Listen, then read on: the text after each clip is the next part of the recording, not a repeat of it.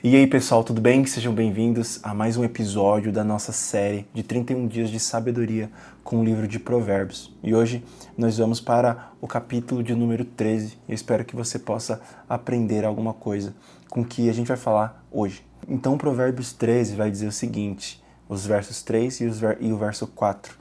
O que guarda a boca conserva a sua alma, mas o que muito abre os lábios a si mesmo se arruína. O preguiçoso deseja e nada tem, mas a alma dos diligentes se farta. E outra versão vai dizer o seguinte: quem guarda a sua boca preserva a própria vida, mas quem fala demais acaba se arruinando. O preguiçoso deseja e nada consegue, mas os desejos do diligente são amplamente satisfeitos. Como sempre, e até o que eu falei com vocês lá no grupo, e se você não está acompanhando o nosso grupo, tem o link aí embaixo, eu procuro encontrar os textos originais, as palavras originais que foram escritas, o texto, e é muito poderoso o que esse verso está falando. Ele está falando que o homem que fala demais, ele se arruina, que não cuida da própria fala. E o que eu quero que você entenda aqui é que essa fala que ele está falando não é simplesmente o ato de falar, porque no hebraico, para a cultura deles, o falar ele tem um poder de criar realidade no sentido de te colocar em caminhos, sabe, em determinar como é que a sua vida vai ser a partir do que você fala. Então vem comigo aqui olhar isso mais de perto. Então esse texto ele vai trabalhar muito sobre a ética da fala e da autopreservação, ou seja, você se preservar em relação ao que você fala. Porque a boca ela não é só fala, mas ela é um instrumento de criação ou de destruição. Porque no pensamento hebraico, como eu disse, ela produz a realidade. Então eu quero que você pare para pensar aqui no que você anda falando. O que você anda falando sobre você? O que você anda declarando sobre a sua vida? O que você anda falando sobre os outros? O que a sua boca tem falado sobre a sua crença? Porque a Bíblia ela nos alerta em alguns momentos sobre cuidar com a língua, cuidar com o falar. Principalmente dentro desse contexto de que a gente fala daquilo que o nosso coração está cheio.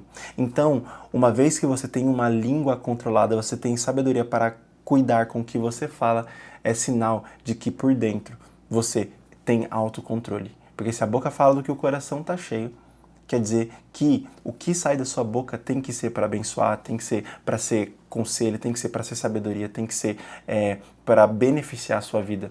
Porque como eu disse, as palavras elas têm poder, ela tem poder de transformar coisas, tem poder de chatear uma pessoa, a sua palavra, ela tem poder de fazer você acreditar o que você decreta sobre a sua própria vida.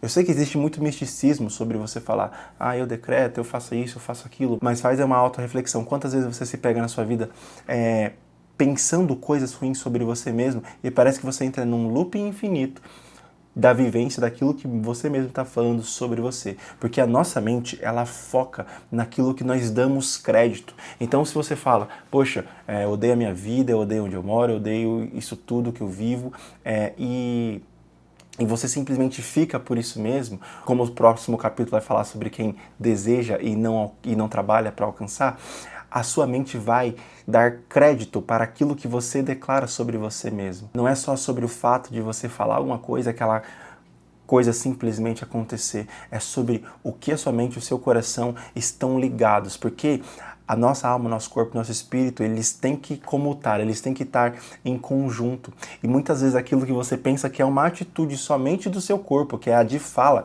a sua alma incorpora aquilo no sentido de entender. Se você declarar fracasso sobre a sua vida, a sua mente só vai enxergar situações de fracasso. Agora, se você enxerga caminho, se você enxerga a sabedoria, se você enxerga lugares onde Deus pode trabalhar na sua vida para que você saia da situação que você está, eu tenho certeza que a sua mente também pode acreditar naquilo que você declara sobre a sua própria vida. Fora outras coisas que esse texto também pode nos ensinar. Por exemplo, se você não cuida com o que você fala socialmente, você pode ser malquisto em lugares. Se você não cuida do que você fala para os seus familiares, se você simplesmente é uma pessoa que não tem controle do que está acontecendo aqui dentro e simplesmente começa a levar suas opiniões sem sabedoria nenhuma, você vai ter problema com as pessoas, vai ter problema com a sua família, vai ter problema com os seus patrões. Nunca defenda vendam a ideia de que você, eu sou assim mesmo, eu vou sair peitando todo mundo porque eu tenho que falar mesmo, porque essa é a minha personalidade. Mas a Bíblia diz que nós precisamos ser moldados.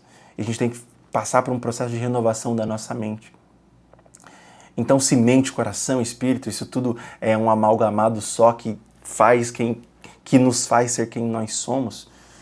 A boca, ela serve como um output, serve como o resultado disso tudo. Quando você está feliz com a sua vida, você fala, poxa, eu estou muito feliz, isso aconteceu, isso. Você começa a exaltar as coisas boas que acontecem com você. Eu não estou falando que você não vai passar por dias ruins só porque você fala coisas boas sobre você mesmo. Você com certeza vai passar, mas a diferença vai ser que um espírito que está sendo regrado pelo Espírito Santo, que está sendo cativo à sabedoria do Senhor, vai vigiar muito mais sobre o que sai da boca. Porque nós temos poder com as nossas palavras de criar coisas e de destruir coisas também. Então, leva isso para a sua vida. A boca, ela fala do que o coração está cheio. A boca, ela é uma porta. Ela é um portal que ela pode abençoar e ela pode também destruir. Então, cuida com o que você fala, cuida com o que você pensa, cuida com o que você declara sobre as outras pessoas. Porque você não sabe do dia de amanhã e você não sabe o que está acontecendo dentro do seu espírito, dentro de você. E você não sabe quais são os resultados disso. Então, na dúvida, se você quer o meu conselho, fale coisas boas e cuide daquilo que está saindo, porque você vai preservar a sua alma. E mais para frente, o próximo versículo vai dizer assim também. O preguiçoso deseja e nada consegue, mas o desejo do diligente são amplamente satisfeitos.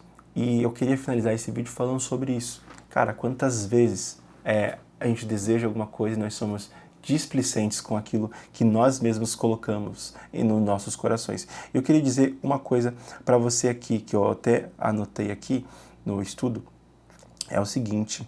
Nesse versículo aqui diz que aquele que deseja, ou seja, que anseia, que cobiça, o desejo ele não é um pecado aqui, sabe? Ele não é algo ruim. Nós somos seres humanos, nós somos feitos para criar coisas, para fazer coisas, para realizar coisas, e nós temos desejos ligados ao nosso querer e ao nosso estilo de vida. Só que aquele que tem o desejo, mas nada consegue, quer dizer que o desejo sem ação ele gera um vazio. E o texto ele está criticando justamente o desejo desconectado da disciplina, cara. Então, para pensar quantas vezes nós achamos que queremos algo, mas na prática, no fundo, nem mesmo nós acreditamos naquilo que nós estamos falando para nós mesmos. É por isso que eu acho que esses versículos, eles se encaixam, né?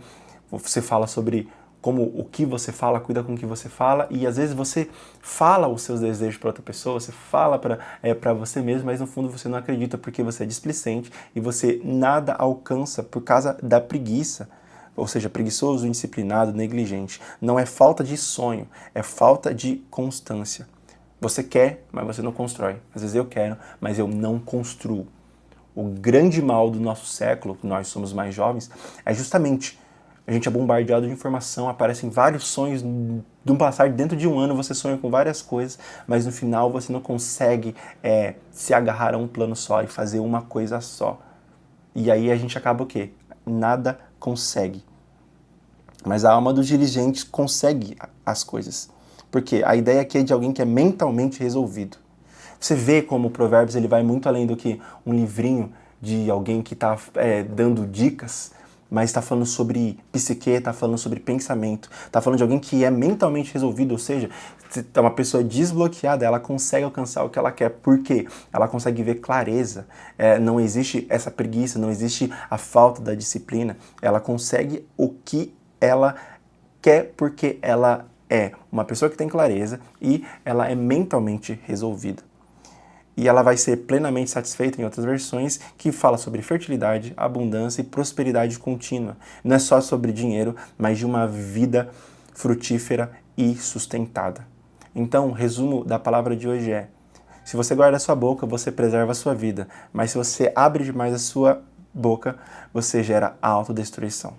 E o segundo tópico é: desejo sem ação gera frustração, mas a diligência gera plenitude. Então, se você quer viver em plenitude, você precisa, em primeiro lugar, cuidar com o que você fala, guardar a sua alma. Manter em equilíbrio isso que eu falei sobre o nosso corpo, alma e espírito. E aí você vai ter um interior desbloqueado para você conseguir alcançar aquilo que você sonha. Lembre-se, Deus não quer que você não sonhe, mas Ele quer trabalhar dentro do seu caráter. Ele quer trabalhar dentro da sua alma, dentro do seu espírito, para que você entenda que existe uma sequência de coisas e existe uma lógica por trás de tudo. Eu tenho certeza que se for um desejo genuíno do seu coração, você vai realizar. Mas você precisa entrar nesse caminho de se render, mais uma vez, para você ter clareza e você ter um emocional desbloqueado, você ter uma vida espiritual desbloqueada, para que aí sim você tenha diligência e continuidade para você alcançar as coisas que você quer na sua vida. Esse foi o capítulo de hoje. A gente se vê numa próxima oportunidade. Até mais.